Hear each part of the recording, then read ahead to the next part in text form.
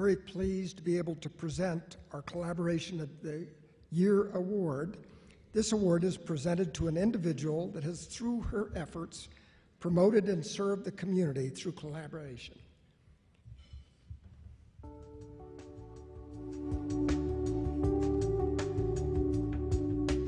I had a chance to get acquainted with Louise because she's a community jewel.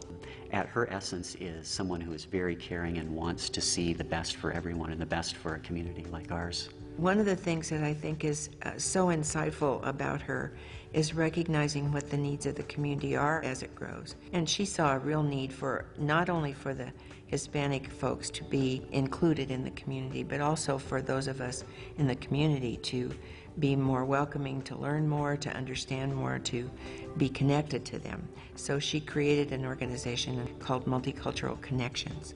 If there were not an Estes Valley Multicultural Connections, it would be much more difficult to find opportunities for language classes. We might not have a furniture connection store where people can have access to gently used, low-cost furniture, and people who have furniture to donate have a place to donate, and the store in turn helping to raise funds for all of this good work and all of the service that's going on. So I think that whole sense of giving to the community and giving back has always been a part of her life. So I don't think she can not do it. It's hard to think of a person in the Estes Park community that's more deserving of an honor like this. We in Estes Valley will forever owe a tremendous amount of debt and credit to Louise for her work. This year's Collaboration of the Year Award is presented to Louise Olson.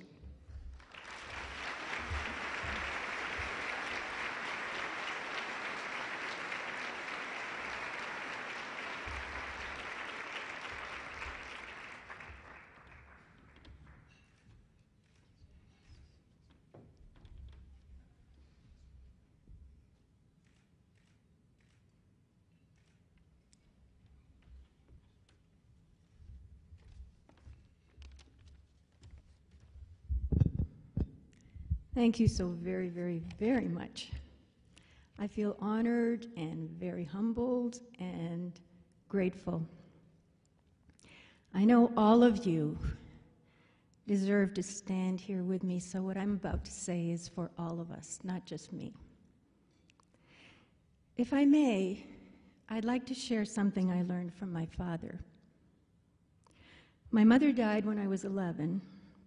My father remarried when I was 13. I was very angry. How could he? Hadn't he loved my mother? So, as was his way with me, we talked. This is what he said. When you learn to love someone with your whole heart, someone you love as much as you love yourself, someone you put ahead of yourself, your heart opens up, and you're able to love others. That was how I loved your mother. I believed my father, but I'd like to add something to what he said. Once the door of a heart is open, not only do people have entrance to that heart, so does the Spirit, the one some of us call God.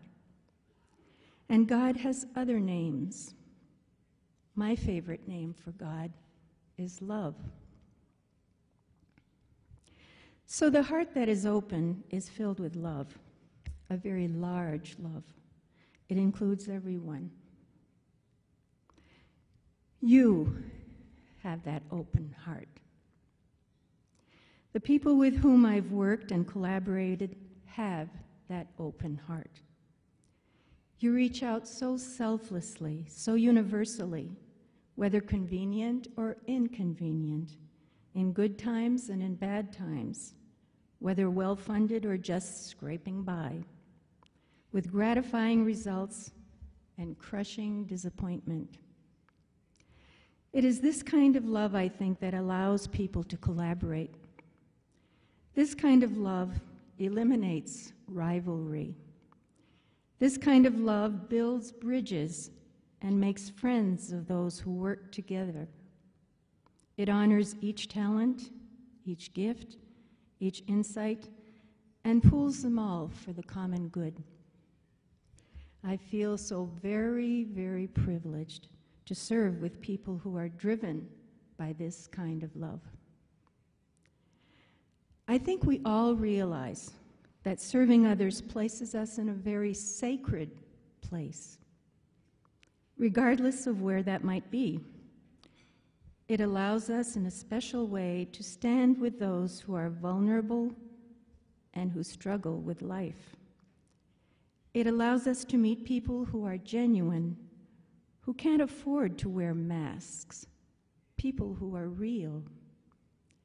They teach us to touch our own humanity in all its vulnerability. And paradoxically, we are the ones who are blessed. Often this blessedness is expressed in the words, "I receive so much more than I could ever give."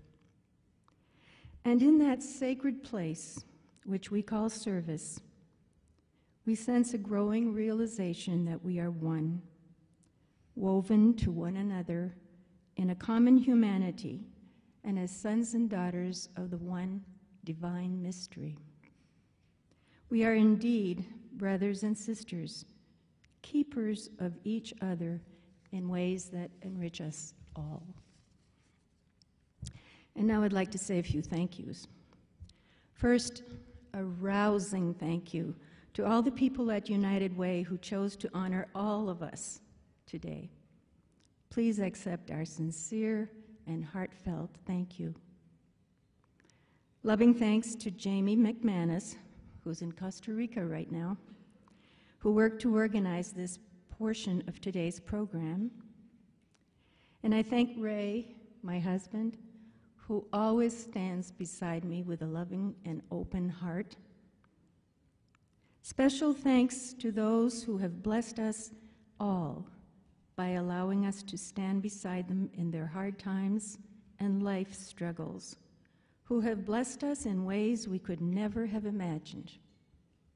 And last but foremost, I thank God for the health, strength, and opportunity